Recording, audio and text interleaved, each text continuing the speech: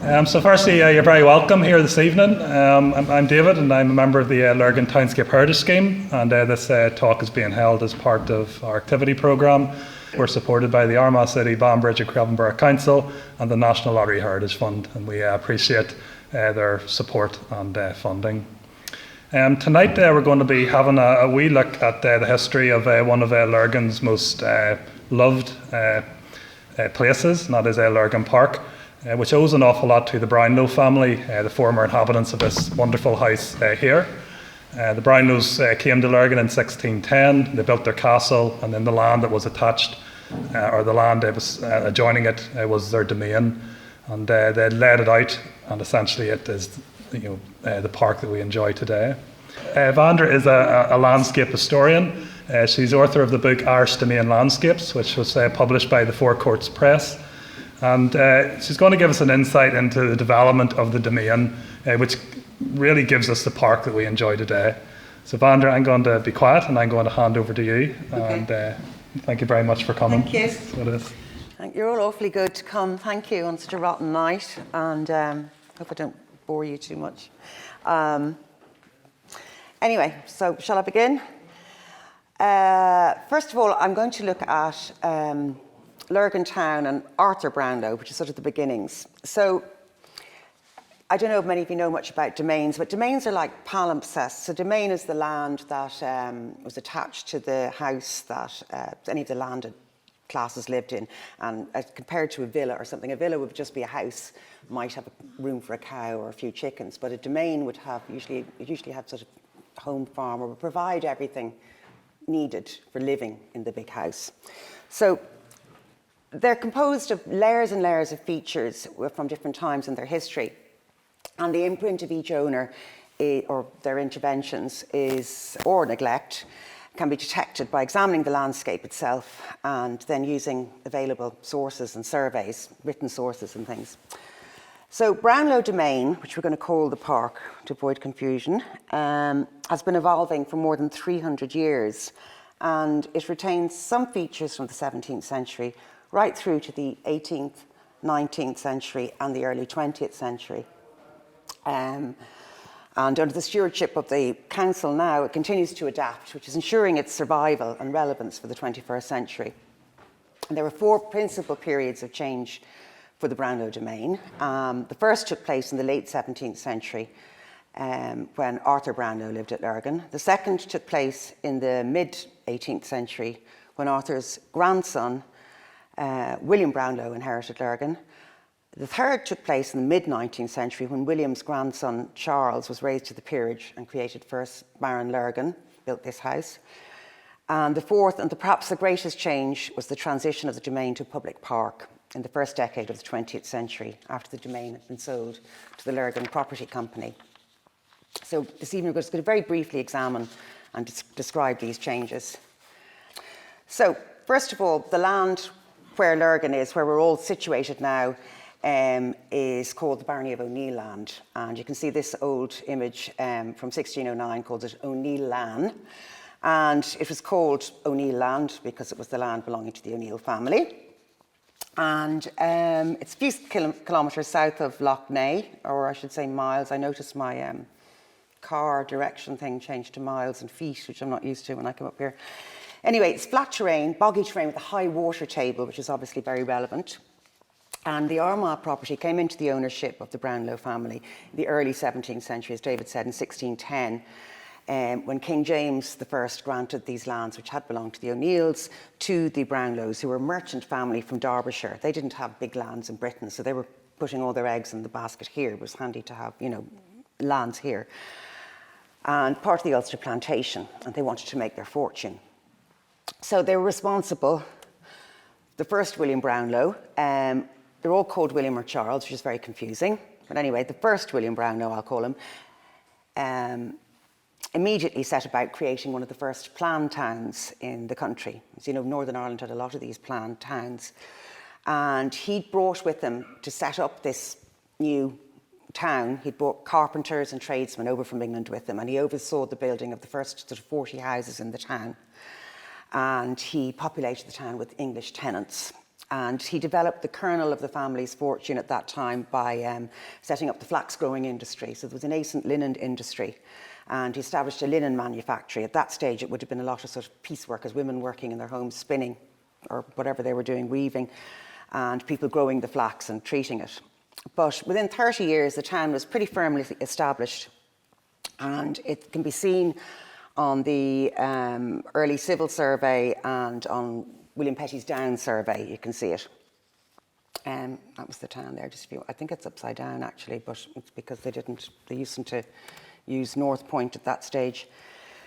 Now, the domain lies to the northeast of the main street, and as you know, and when William died without an heir in 1660, the property went to his grandson, I think it was grandson, Arthur Chamberlain. And as was the practice at the time, if you inherited money from somebody or their land, you would take on their name. That was the origin of double-barreled names. I know nowadays it's very fashionable to give the child the mother's name and the father's name, but actually it usually came about through inheritances. If you didn't have a male heir, you would leave it maybe to your niece, but whoever the man or the nephew to your sister would have to take on your name. So he used to call himself Brownlow. This is his signature in Irish, and I don't know if any of you speak Irish, but it's this Lar belongs to Arthur Brownlow. And so he was a man of great culture and ambition. He learned how to speak Irish. He was probably able to communicate with all the local farmers and a lot of his tenants. He was an antiquarian who collected old Irish manuscripts, so he was an interesting person. Also, he was pretty smart and shrewd. He consolidated the business and developed the town further and really staked his claim in Lurgan. And he also managed to encourage Huguenots to come over and a lot of Quakers who were good at working in manufactories. So they came over with the promise of work and housing. At the time, this is the 17th century, in the late 17th century, this is the sort of fashion that was in for gardens and domains. This is Howth Castle in Dublin. And it just gives you an idea of the layout of the classic 17th century landscape, because there isn't an awful lot of it left to see here. But Arthur used his money that he made through his good business sense to build himself a great house and a domain in the 17th century style. And this fashion was for wooded landscape with trees and evergreen hedges and walled enclosures laid out geometrically or in compartments, and these were crisscrossed with walks and avenues. And the whole idea was to create vistas, so you could look out and your eye would be directed in certain places, but straight vistas as opposed to the 18th century. So here's another example just to show you, because all that really remains of the 17th century landscape at Lurgan is the Great Avenue, which you can see runs straight down in a direct line. And this is a similar setup to what you would have seen in Lurgan. Now, I was going to show you this later, a survey from 1751 by a man called Dugan. And this survey, it's quite schematic. It doesn't show everything in great detail, but what it does show is the straight avenue, and it shows it on axis with a house, and the house that's drawn there, which we also see on Taylor and Skinner's maps of the roads of Ireland, is in the sort of classic 17th century H-style house where you have a central block and then projecting blocks either side. So it's fair to assume he had that. And I think it's also, we can take sort of the liberty of assuming that in the gardens, as you can see, it says, gardens here around the house. And I think probably to the side of the gardens, especially the west side, that there would have been enclosures, because the remains of the enclosures were visible right up until the 19th and early 20th century. And just to give you an idea of what the gardens near the house would have looked like, this is taken from a survey from 1856, but it gives you an idea. Walled gardens close to the house, walled pleasure gardens. This is Lurgan, but at a later date.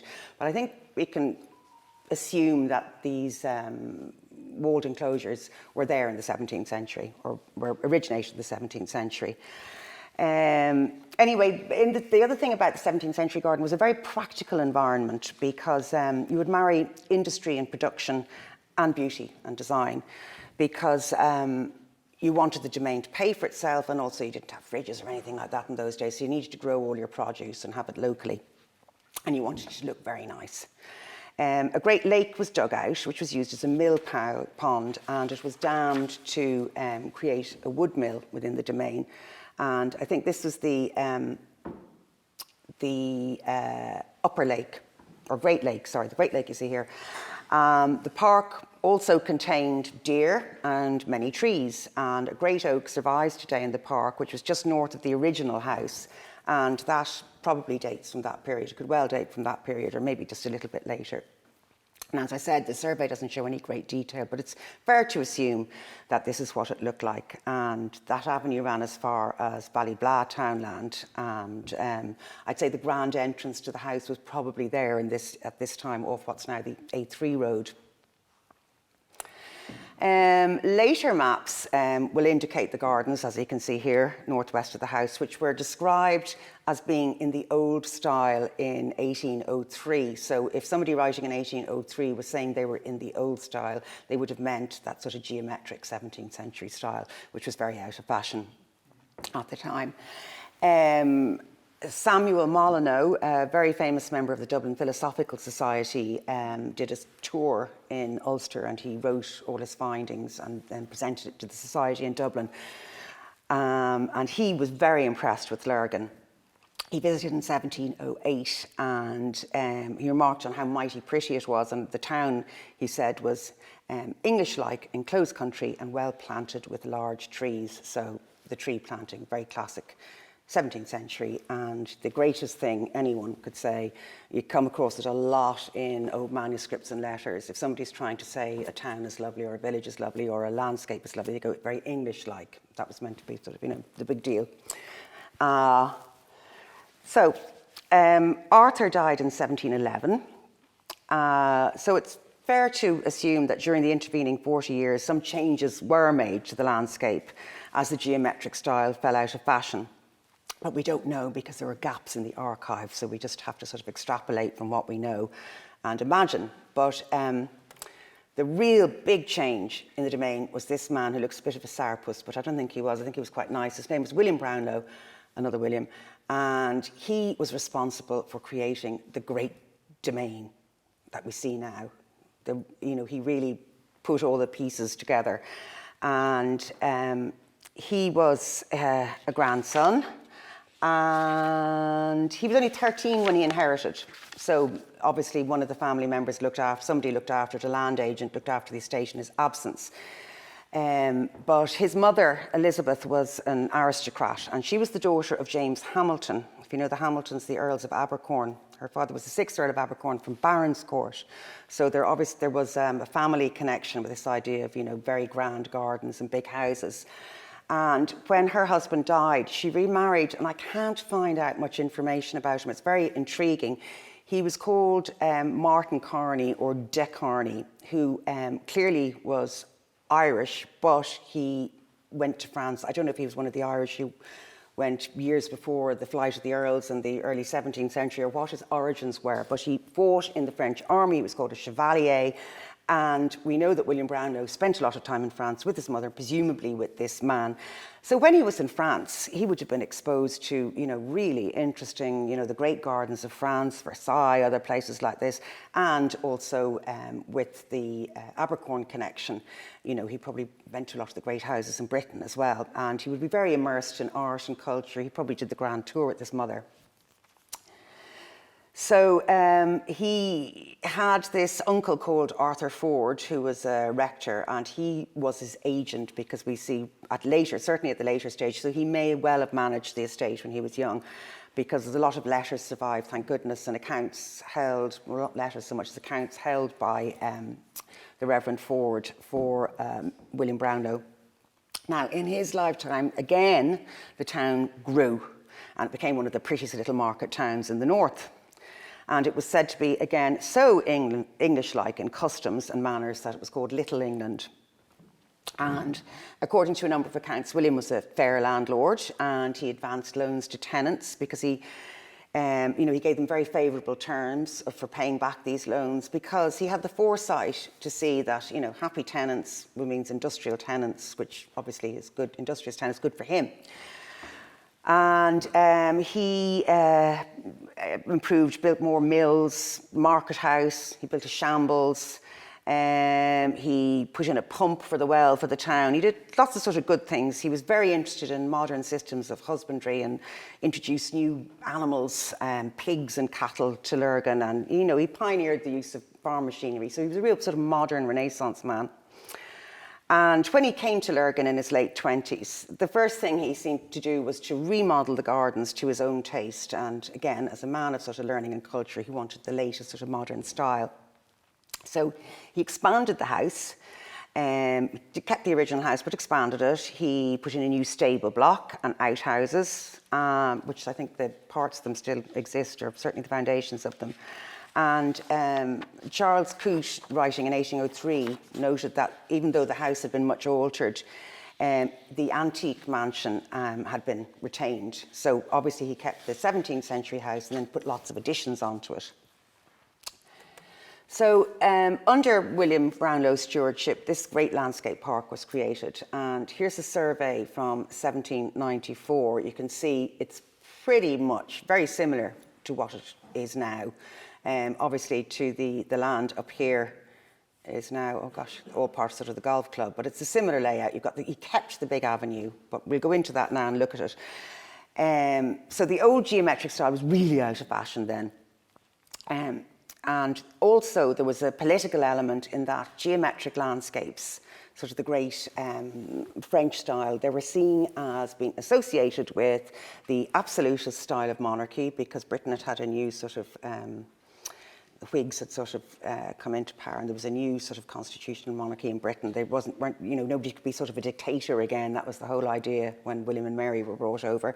They were seen as being sort of Catholic and not part of so the English landscape style had come about in the mid-18th century as a response to all of this, and it was a looser landscape, the one we always think about as sort of Capability Brown, those big green landscapes. So he did this, and this new patriotic sort of English landscape style was very much influenced by these imaginary pastoral landscapes of Arcadia. And sort of confusingly and paradoxically, a lot of these landscapes were based on 17th century paintings, where you see sort of Arcadia. And transposing the ancient landscapes of Greece and Rome to Ireland to an Irish setting wouldn't at first instance obviously seem very feasible, but undaunted by the climate, the topography and the politics of Ireland, many landowners set about creating their interpretations of classical landscapes at home. And it was hoped to create this sort of utopian place of seclusion and retirement.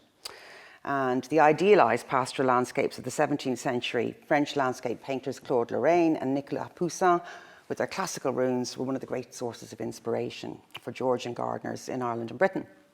So one of the first landscapes in the new style, interestingly, was Chiswick House. That was very early in the 17th century by William Kent, which was, funnily enough, owned by the Earl of Burlington, who owned lands in Cork and Waterford, and Stourhead and Stowe by Charles Bridgeman, all of which retained, like Lurgan, some of the 17th century features, and they added new features over this and put in lots of classical buildings. And just to show you, this is Ballyfin Demesne, which is sort of similar kind of setup, just of this new landscape style, which was built in a lot of places, the landscape in Ireland, and this was by John Webb. But Lurgan Demesne predates this. We know from the mapping that Lurgan Demesne predates this. And John Webb was a big landscape designer of the area. But anyway, Lurgan is older. And it's also older than the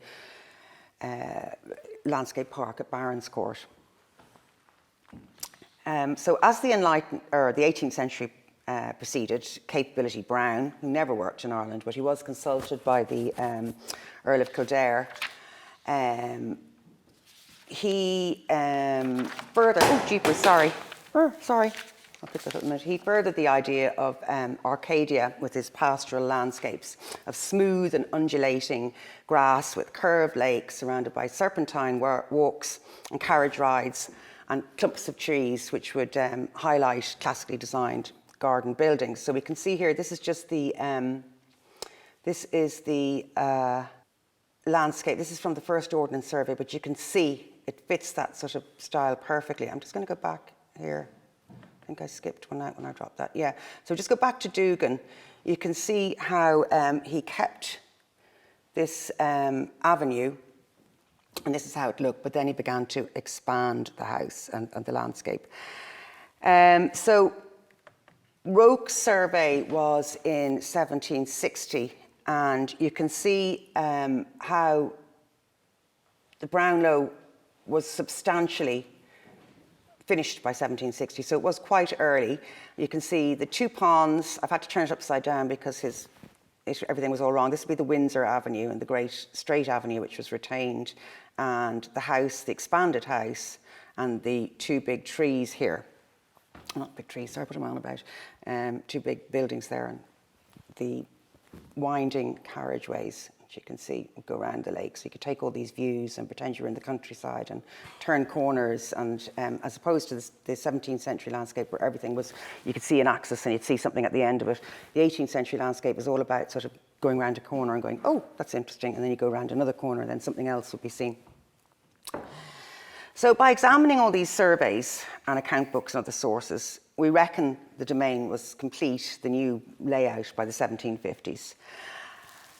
Also, what was very interesting was the domain was enlarged to facilitate the creation of the big landscape park, because they needed to create a new road, especially up around the north and the east of the house. So at this period in time, there were no county councils, so all the sort of decisions of planning were made by, approved by the grand jury presentment sessions, which perform many of the functions that present-day county councils do. And what happened was local landowners would pay a contribution, which was called a county cess, and that would cover the cost of road building or other public infrastructure projects, bridges and things. But the landlords also sat on the grand jury and made the decisions and allocated the costs. So naturally, this led to a lot of accusations of corruption. In some cases, they were correct. So you will notice that grand jury roads, early roads that were built, they usually went to and from domains and people's friends' domains or families' domains. So there was certainly a bit of jiggery-pokery about that because they were made convenient. They made the domains more easily accessible. And there were allegations that Brownlow had been responsible for using public funds to enhance his own domain. And we can see how he changed it, because he approved a new road, well, the grand jury approved a new road to the northeast, which allowed the domain to take part of the, I don't know how you pronounce this, Derry Lisnavel, the next townland up anyway, where the area where the golf course is now, that area. So to the west, and the road was pushed up north and the road was pushed out eastwards. To join the old road to, again, I don't know how you pronounce this, Magherallen? Right, yeah, which once sort of ran through the domain. So just to show you here, you can see, so when this was how the domain looked when William got the survey done in 1751, or 50, yeah, it was 51. So here is where they put the second pond, and that's the old line of road, okay? So the road used to go across and up and then down. But then he actually, instead of going round, he took the road right out so the domain could be expanded and made big, because that was the fashion at the time, was to have this lovely big landscape park. Brownlow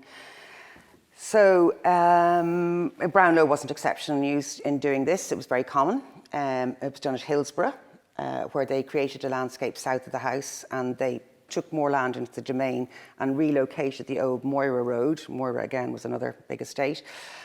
And they moved all the shops and houses. Everything was just moved to facilitate this new domain.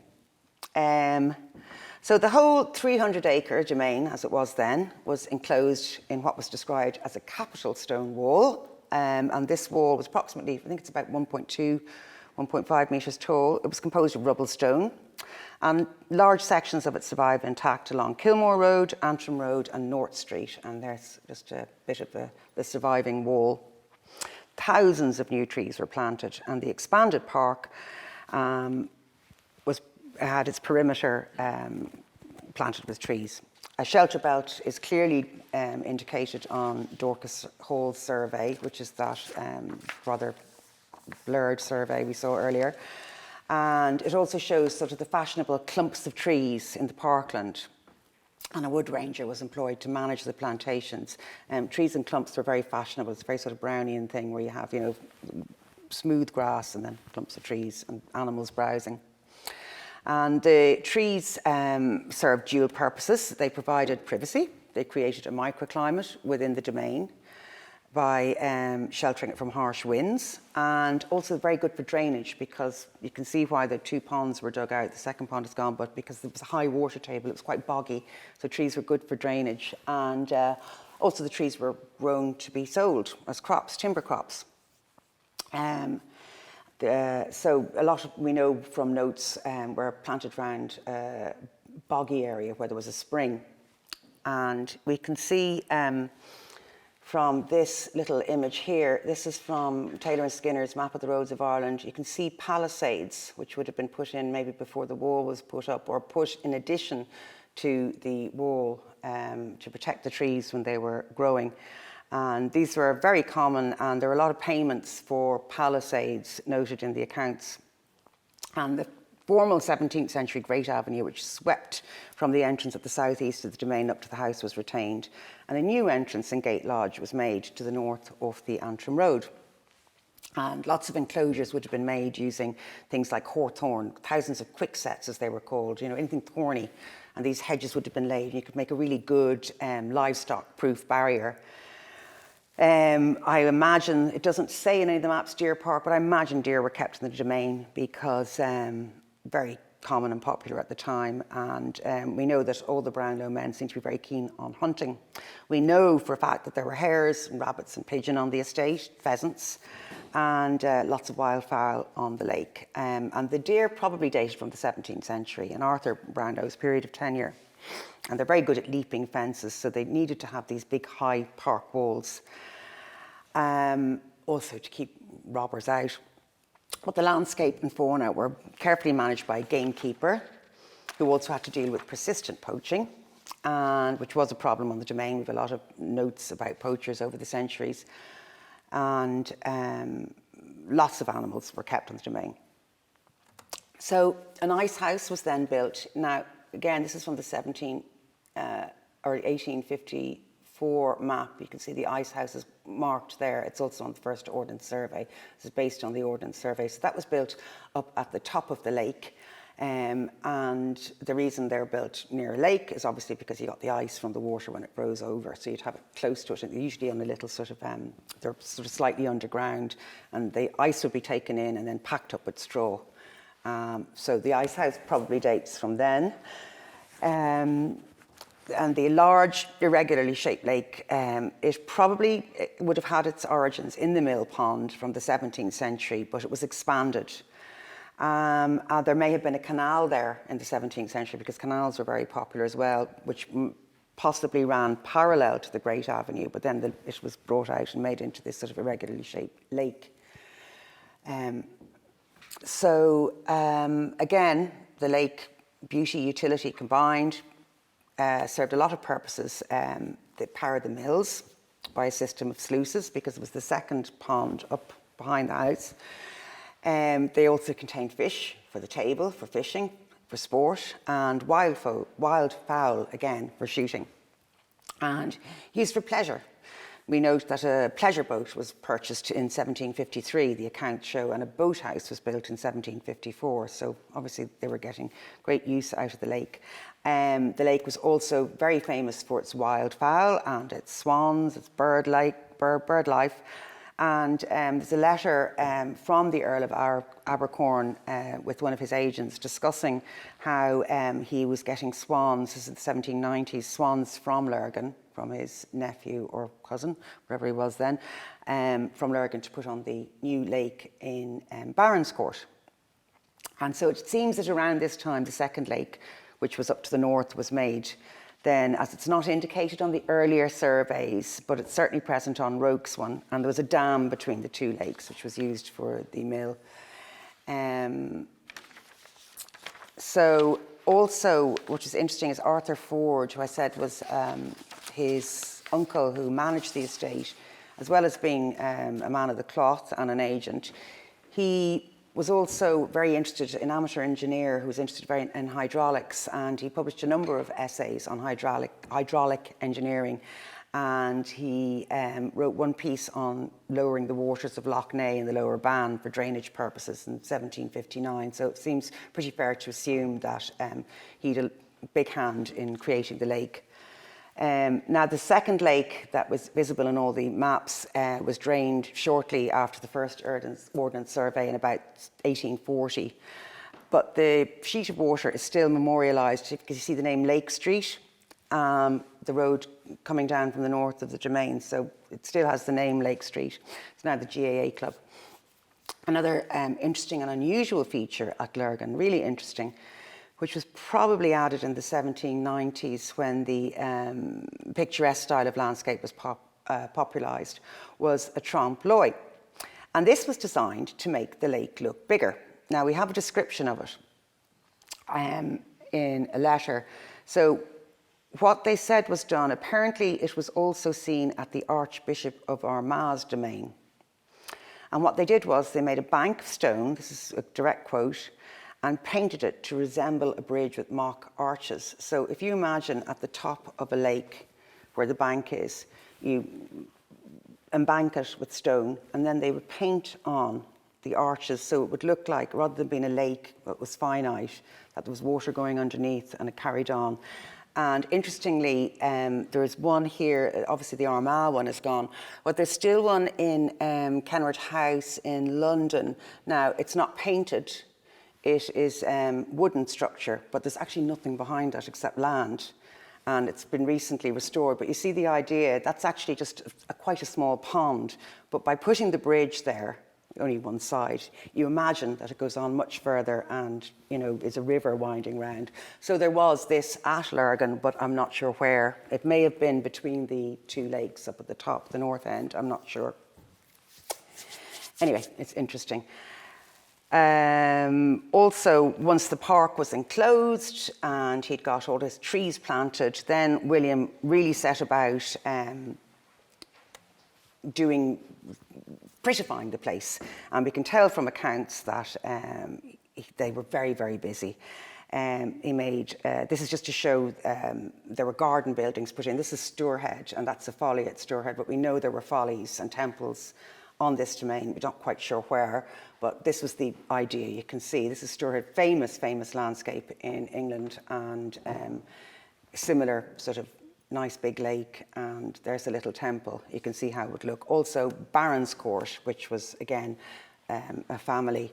This is where the swans were provided for this lake. It was built later, but there's a picture of Baron's Court, which was his mother's family's house. Again, similar idea, except it was bigger space, two huge big lakes, but there were two lakes also in Brownlow's. Serpentine carriageways were made around the park, lots of decorative buildings and follies.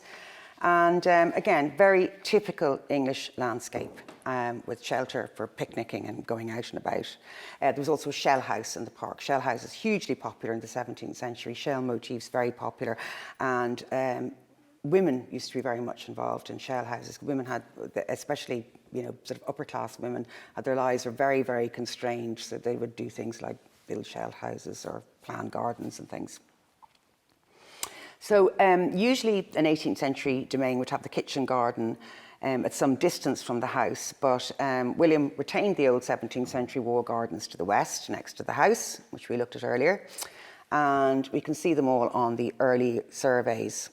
And Charles Coote, also again visiting in 1802 or 3, said the domain corresponds to the antiquity of the castle in the many enclosures in which it's divided. So it had the nice big modern 18th century park, but he also retained the enclosures close to the house. He got seeds from a seedsman in Belfast called James Anderson. He had a kitchen garden planted. Lots of fruit was supplied by William Bullen of Bullen's Nursery in Belfast. He grew plants like peach on the south-facing brick garden walls, which fruited. He added a large conservatory to the house, which was, they said, well stocked with plants. He had a number of hothouses in the kitchen gardens, and we see lots of accounts for buying cloches, seeds, tools. He had a gardener called James Anderson, and again, lots and lots of references to buying flower pots and other garden implements. So by the 1770s, the garden was complete, and Arthur Young, a traveller, described visiting the domain. Thus, he said, he has a lake at the bottom of a slight vale, and around are 3 walks at a distance from each other. The centre one is the principal and extends 2 miles. It is well conducted for leading to the most agreeable part of the grounds and for commanding views of Lough Neagh and the distant country. There are several buildings, a temple, a greenhouse, etc. The most beautiful scene is from a bench on a gently swelling hill, which rises almost on every side from the water. The wood, the water, and the green slopes here unite to form a very pleasing landscape, classical landscape. What is just interesting at the top of that description, he talks about these 3 walks, the centre one. So the centre one is presumably the Great Avenue, but there's a 17th century convention of the Pat Droit or Goosefoot, where you have 3 walks. You have 1 principal and 2 avenues going on either side. There may have been such a layout at Lurgan, and maybe a hangover from the 17th century. But again, frustratingly, we don't know. So I am now going to go on to the next Brownlow member. Again, we don't know who designed the park, just to say it again, but we think it was probably designed by Brownlow himself. It has been suggested that it might have been John Webb or Sutherland, but both of them were too late. They were working in Ireland, but they were too late. The landscape, we know by the survey, dated in the late 18th century, was too soon. So I think it was probably Brownlow. He might have got help from Thomas Hudson, who worked at Barons Court. I don't know. He was in touch with, obviously, Barons Court a lot about, because we have other references to sending seed to and from between Brownlow Demesne and Barons Court. So probably designed by himself. So Charles Brownlow, the first Baron Lurgan, was another man who was responsible for changes on the estate. He was his heir, and succeeded to the estate in 1813. And he was created Baron Lurgan in 1839, and he's responsible for this fairy tale castle we're in now. He was a very interesting man. He seems to have been very kind, very humane. He began his career as a staunch Orange man who voted against Catholic relief and parliamentary reform, but later came to embrace the Catholic emancipation cause. He gave money for a first Catholic parish church to be built after the repeal of penal laws. He became a great friend of Daniel O'Connell, the liberator. And Daniel O'Connell said he described him as a warm-hearted fellow, and I shall like him the longest day I live. And because of this change in his point of view and because of his sort of good works and kindness, some of the local Orange men weren't too impressed, and they said that he was dreadful. He was burnt in effigy by the Orange men, like Guy Fawkes, for his alleged betrayal. He was also anti-slavery, pro-supporting the poor, and a decent man. And when he was challenged by angry Protestants, he said, "I'm not an apostate to my religion, but I'm an apostate of all oppression and tyranny in belief." And in recognition of all his good works, he was created Baron Lurgan, and very sadly, he was out doing good relief work in 1847, when the Great Famine was in 1845, and he died of typhus, caught doing good works. So he built this beautiful house. This is a lovely picture, which I stole somewhere, and you can see the lake with frost on it. It looks absolutely wonderful. Again, he was open to these new ideas, so he wanted to do something new and interesting and modern. So to do something interesting and modern, he went back to sort of this Tudor style, which was the fashion then. He got a Scottish architect called Playfair, William Henry Playfair, to build a new house. Playfair had already built Drumbanagher in 1829, so he'd probably seen his work and decided this was good. His sister, Anne Brownlow, lived at Drumbanagher. She was married to a man called Maxwell Close, so he would have got to know Playfair, presumably through his sister. And James Fraser, the garden writer, described the house, well, erroneously, I suppose, as one of the finest of our Elizabethan structures, built of Scotch freestone. And he also said a lot of work had been done to beautify the flat surface. I don't see how it was a flat surface because it was described as curved in the 18th century, so I don't think he was responsible for that. But what he would have done was created the sort of, if you think of the Victorian classical garden, they like to have these mock formal gardens close to the house, carpet bedding, which we see in public parks and things nowadays. Well, you see it less so now, but that was very fashionable at the time. So this is a picture from the Victorian period in the Lawrence collection, and you can see arcades, this very sort of garden-esque style that was very fashionable then, and yews, and there are still some yews out of the front of the house, which he could have been responsible for putting up. So he did the house, but we don't have much evidence of what he did to the garden, but I think it's fair to assume that he put these sort of formal gardens up at the top of the house. So the next one was the second Baron Lurgan, and he continued the work his father had done. He was another keen sportsman. For anyone who's interested in greyhounds, Master McGrath, do you remember there used to be dog food called Master McGrath? Well, Master McGrath was Charles Brownlow's dog. And this is that survey I've been taking pictures from. I'm just going to show you little bits that I've zoomed in that you can see maybe things that he was responsible for. It's safe enough to assume he did anyway. This is from 1756. So he loved hunting. So he built this kennels. You can see a kennels for keeping the dogs here. That was up in the sort of northwest of the domain. And there's the lodge that was built there. There are two summer houses in the domain. There's one right down in the woodlands to the south, and there's one up in the north. And this is a book by a man called Wright, who wrote a book on how to create these arbours. And this is a classical sort of Gothic style summer house that would have been fashionable at the time. So I think we can maybe imagine this is what it looked like. So there was two, one up to the north and one down to the south, east of the domain. So handy if you were up on either end, or you wanted time to do sort of painting or a bit of peace or have a picnic, you could do so on either end of the domain. Again, this image shows these stepped terraces going down to a little lawn at the back of the house. Again, this may have been, it looks very much of the period, so I think the second Baron may have been responsible for that. Again, another early death. After William, who had a long life, they all the poor Barons Lurgan seemed to die quite early. So we go to the third Baron. Now, the third Baron saw the decline of Lurgan Demesne. Just this picture is interesting because it's very difficult to see, but if you look closely, you can see the boathouse there. It's gone now, but that's where one of the boathouse was. It was still visible in that picture. So this third Baron was a hotelier and businessman, and he wasn't particularly interested in Brownlow Demesne. There were also letters from him sort of complaining about poachers and wishing they got stronger sentences and things. He doesn't sound like a particularly appealing man.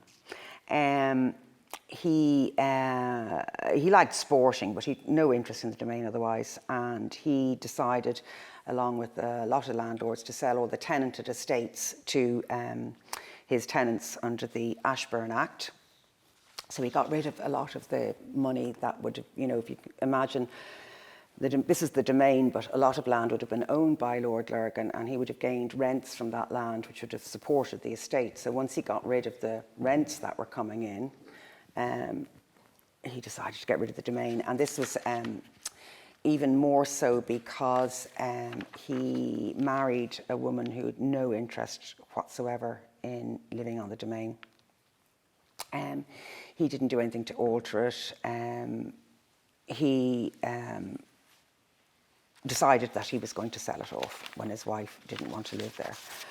The first thing he did was start selling off the timber trees. Tons of them were cut and grubbed up, and he thought, well, he'd get more money for grazing the land than he would for the timber plantations. He told the gamekeeper to kill all the pheasants down by degrees and sell the hares alive, as it's no use keeping any now. So he'd obviously planned that he was going to get rid of the domain at this period. This is in the late 19th century. And then again, he then decided to sell the domain lands to the Lurgan Real Property Company. So they took over running the land. He went off to London to run hotels and live with his wife in England. Gave up Lurgan altogether. And the Lurgan Real Property, which was a consortium of sort of local businessmen and other people, immediately began to cut down lots of the trees on the domain, including some of the greatest ones, a lot of them from the main avenue, the Great Avenue, about 1,000 mature oak, beech, sycamore, elm, ash, lime, Spanish chestnut and horse chestnut were cut down and sold. So really thousands of trees were removed from the domain, especially the north on that piece of land that was taken in where the golf course is now. A huge amount of that land was taken away.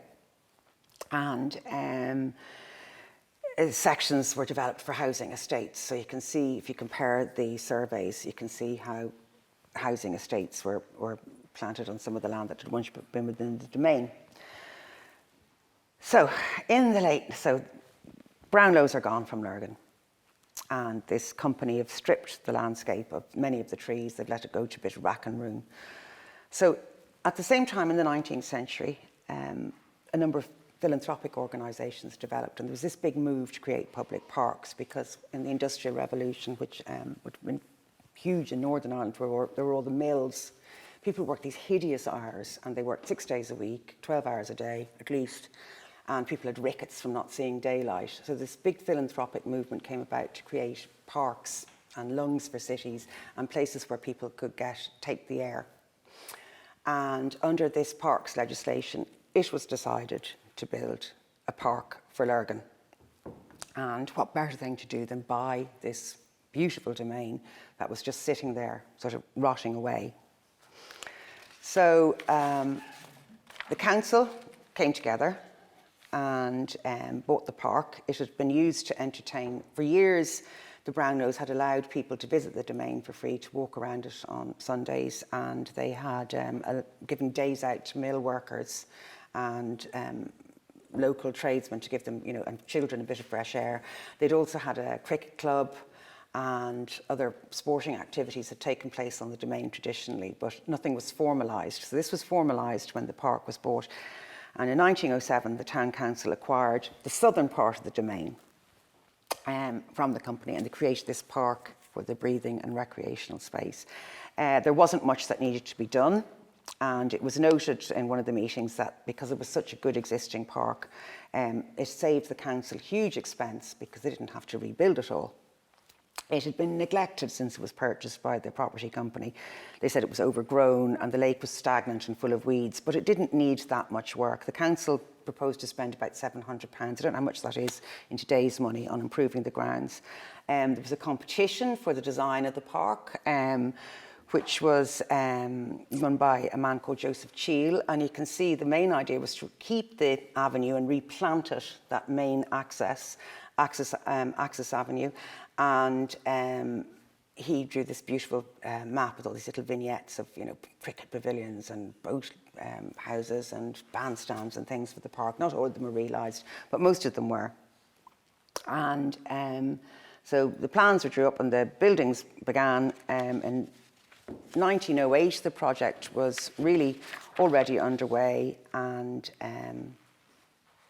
the council were able to advertise tenders for the construction of the buildings.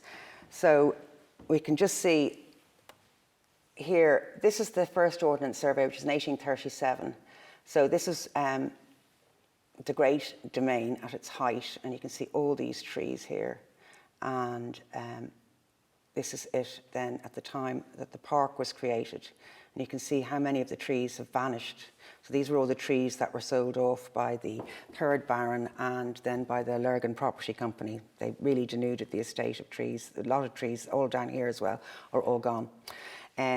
But fortunately, Lurgan Council, or whoever is responsible now, are putting down lots of new trees, and the park is beautifully kept.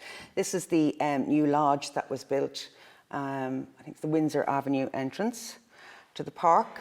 And this photograph taken by Fergus O'Connor before 1920, you can see that the avenue was tar-macadammed. They thought it would make it easier to manage. And the park was opened officially by the Lord Lieutenant with a big hoopla, and his wife came and opened it. And there were concerns initially because the Orange Lodge had been created here, and it was considered a big heart of unionism in Lurgan, and they thought that, you know, Catholic people wouldn't allow their children to come to the park in case, I don't know, they saw the devil or something or got tainted, and that they're wasting money because it wouldn't get used. But actually it was a huge success, and it was used, and both tribes managed to enjoy it beautifully. And the park was mostly laid out in grass, and there were these nice meandering walks around the lake, as there were in all the Lord Lurgan's time. And the northern part of the domain, which had been bought and expanded, was the golf club, which was one of the earliest golf clubs in Ireland, apparently, Lurgan Golf Club. They managed to get the lands to put their golf club up there, which is retained. As I said, the local sort of GAA sports club has the area north of the domain. That was the lake. There were tennis courts and things down on the south. And the nice trees, the remains of the great plantations, have been used for walks and things. And we now have the lovely park we see today. And I hope I haven't bored you too much or gone on too long. But that's just a brief history of the domain and its development. And the aerial survey you can see here, golf club, lovely park, lots of lovely walks, which would have been enjoyed as carriageways in the 7th or 18th century. And the Grand Avenue, now the trees are all up again, which is super in it, and the house. You know, the thing you can just see is how the new house was built here. The old house was here, so the old house was on an axis with the avenue. So when the new house was built, that axis was lost. Just a little point of interest. Anyway, I hope that was of interest to you, and I hope you learned something, and that's it. Thank you. If anyone's any questions.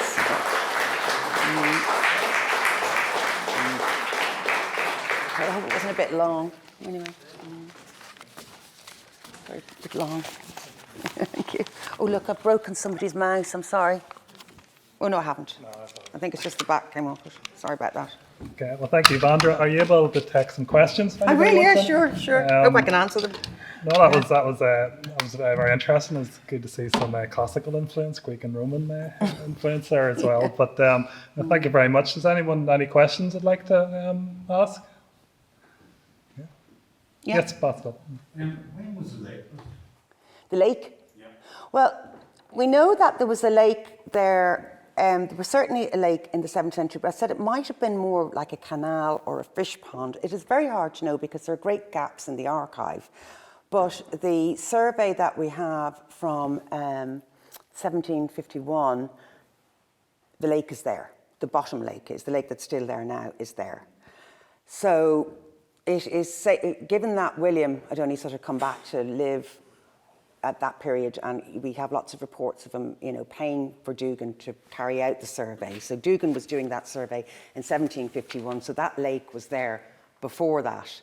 As I said, it may have been expanded out by an earlier Brownlow to make it more fashionable and more sort of picturesque looking, because we see that happened a lot in Castlemartyr and other places like that. You can tell by looking at the lake, because there was the avenue went straight and then the lake was beside it. So it may have been a canal with sluice. It was certainly used as a mill pond, and it was named as a mill pond, and there was a mill down that away and a mill up here. So I'm not sure, but we know that through the accounts kept by Arthur Ford, I think the lake was expanded and made even more fancy in the 17th century. Then the second one, where the GAA club was, I think that was probably done in the late 18th century, and then it was taken away again by the 1840s. So it was there for, I'd say, less than 60 years. I don't know why. It must have just been practical for some reason, because they didn't keep it. It's not shown in the early survey, it's not mentioned in the earlier surveys, but certainly that lake has been there for a long, long time. But I cannot date it precisely, and I can't date the shape of it, but it was certainly much the shape it is now by 1751. So I can't be more precise, I'm sorry. How much did it cost to build the house, this house here?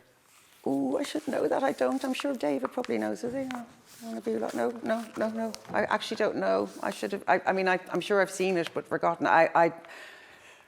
I'd say it was a lot of money, even by the standards of those days, because they imported stone from Scotland and they brought lots of workers from Scotland over. And I mean, How many years were they building it?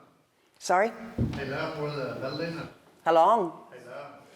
How long? I think it's about 3 or 4 years, was it? Or longer? Well, it probably took longer than that altogether, but I mean, I think it was substantially developed because he employed him in the late, he'd certainly been working on Dunbanagher in the 1820s, and the house was pretty much seemed to be complete by the time of the first ordnance survey. So, I mean, it was probably took about 7 years all in all, I would say, but I know that he was living in it relatively soon after because we have descriptions of it and people discussing it. I'm not sure is the truthful answer. Hi, have you seen any good examples of how domains have now progressed into our time and Well, you see, the big... but still reflect the history? Yeah. It's a really difficult one. There was a brilliant book brought out about a year or 2 years ago called White Elephants. And it's about what you do with all these big houses, you know? And people used to complain and say, oh, they let them all go, they're so ignorant. But I mean, what was a new state supposed to do with no money, keeping on all these big houses? So, and, you know, people sold, the landowners, so many of them sold under the Landlord and Tenant Acts. They sold them to the tenants and then legged it with the money. A lot of them invested money in things like Russian bonds or the American stock market and then lost it all. But I mean, at the time, they got gazillions of pounds. So there wasn't the money to support the domain. So most of them are golf courses. You've got Mount Juliet, you've got like beautiful Carton House, you know, there's a lot of golf courses. Now, what saved a huge amount of old houses and domains, certainly a dying site, as you say, was schools. Like Ballyfin was a school, Ballinter was a school, you know, a lot of the religious orders took over these houses, and actually it was great because they preserved them. So, I don't know, Carton House Hotel has got the big golf course, but they've managed to retain the great Pat Droit. Castletown would break your heart, and they've housing estates right up close to it. The main thing, if you can get the luxury hotel market with the golf club, seems to be the thing. Now, the golf clubs, you know, it's not great, but maybe it's better than, you know, they tend not to get rid of everything. You know, swanky wedding venues, Luttrellstown Castle, I think, is that where Posh and Bex got married, or were they Castle Leslie? Yeah. You know, that's still got its nice glen because maybe people like, you know, the good photo opportunities, but... But as a public park, are there any good examples of domains that have really, you know, got that history, but the use for current... Oh, yeah, well, we would have things like the Ivy Gardens in Dublin. That would have been for Ivy House, a Guinness house. St Anne's Park in Dublin, the house is gone. That was another Guinness house, but St Anne's Park is absolutely beautiful. The house no longer exists, but the domain, the Wall Garden and the Rose Garden, you know, I think the Rose Garden was probably planted later. That's a really famous one. There's quite a lot of them. I'm just trying to think of it off the top of my head. You had a lot of them. Now, Stephen's Green was a common, so that was always there. Well, actually, I was in Dublin last week, and we were in a lovely caravan park, and it seemed to be part of an old domain. That's west of the N50, Camac. Where was it? West of the N50, near before Solid, and it's Camac, and the park is called Corca Park. Corca. Oh, there was a Corca house. Yeah, that was probably something to do with that. Yeah. And it is beautiful. Yeah. It's really well used. Yeah. Not very, you know, just as you know, the open spaces, the rose garden, all the rest, but there's no modern interventions. Yeah. Associated. It seems like nowadays we're just more celebrating the history as to bring in, you know, new aspects of how we want to use parks now. Yeah. But still to celebrate that. Well, Rusborough also would be used now. That's Rusborough House in Blessington as well. Just the house is gone, but maybe Moira Park would be an example of a public park.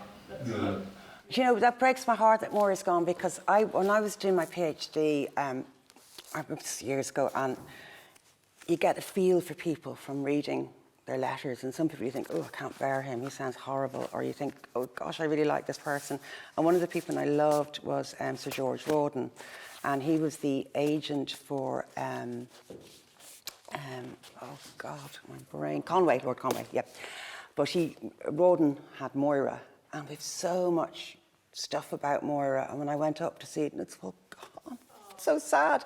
But you can see there was a great 17th century garden. On the first ordnance survey, the house things were probably already gone, but you can still see that there's a big plantation and there's a big straight line in the middle of it, which is obviously where the central axis was.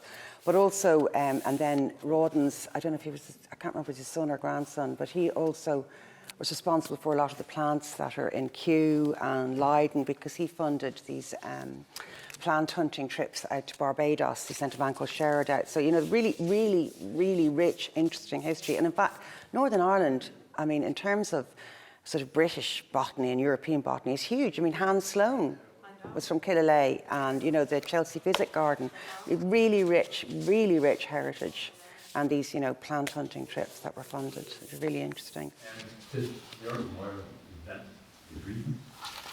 Invented the green. Yeah, well, also, I'll tell you something else interesting about him, is that people always make a big hoopla about Wardian cases, the glass cases, and say, oh, they invented in the 19th century, Mr. Ward, and blah, blah, blah. In the letters of James Rawdon's exhibition, they describe how on the decks of the ships, they created these, which sound exactly like a Wardian case, these protective glass cases, because they couldn't keep all the plants down below, but the salt water would have damaged them. So coming back from Barbados in the 18th century, they had what are now called Wardian cases, but they had them on the ships, which were invented by sort of Arthur Rawdon and Sherrod and his co in the early 18th century. So yeah, blue sucks to Mr. Ward. Well, you see, the other thing about it is, when they talk about greenhouses, you just have to remember that when they talked about greenhouses in the late 17th and early 18th century, they meant houses for winter greens. They weren't glass houses necessarily. But glass houses did come in then, but they weren't necessarily greenhouses. The very early ones, they were just for winter greens. So they'd have been tender plants, or they could have been things like orangeries, because people would grow limes, fruits, just like they do in Versailles, because Versailles gets cold weather, gets snow, so they would have them on wheels and little casters, and they'd bring them all in when the weather was bad, or in winter time, or frosty nights.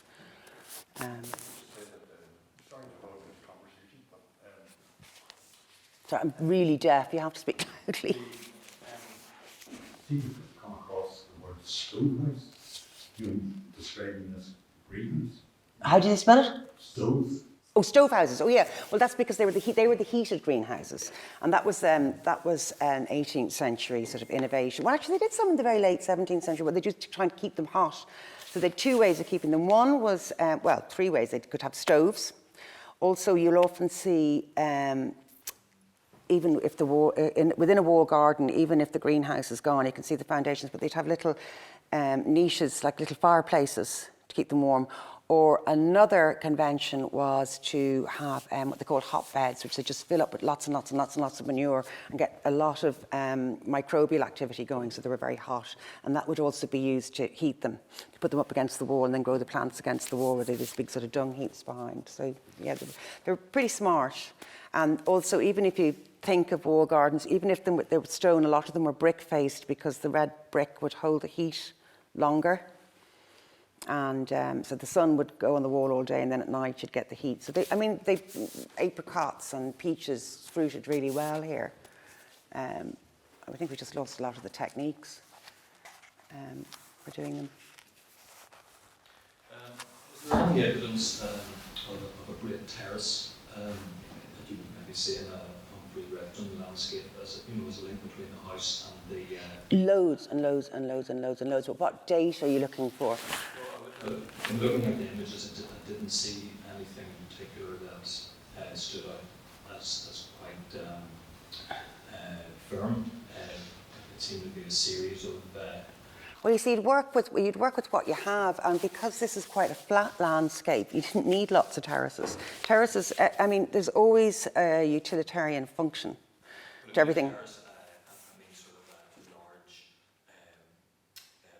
we would call patio. Yeah, well, There appears to have been some here, and they were they were very popular in the sort of 19th century garden design.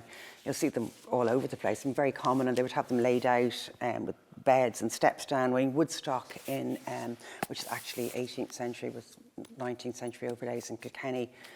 Lovely, lots and lots of terraces. Then you have the 19th century gardens in Paris Court. And Paris Court's another really interesting one because you had this lovely Palladian house and the 18th century landscape park. And then in the 19th century, the Earls of Paris Court decided, one of them fancied the idea of having this Italianate garden, which was very fashionable with its terraces and things. And because it's all built on granite, he wanted, again, you know, its fashion goes back and forth. 17th century axis, very fashionable. 18th century, not fashionable at all. 19th century, they go back to wanting this Italianate style. And because they couldn't blast the rock, because the rock was so bad, so to go in a direct axis from the back of the house and to go down to, I don't know if any of you have been to Paris Court, but there are all these terraces and they go down and down and down and down, and then there's a big round lake at the bottom.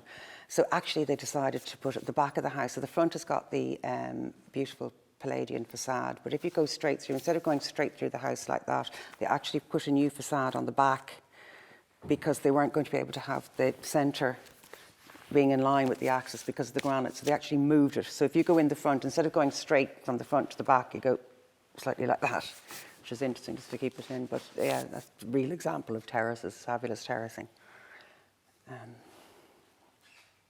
Anyone else?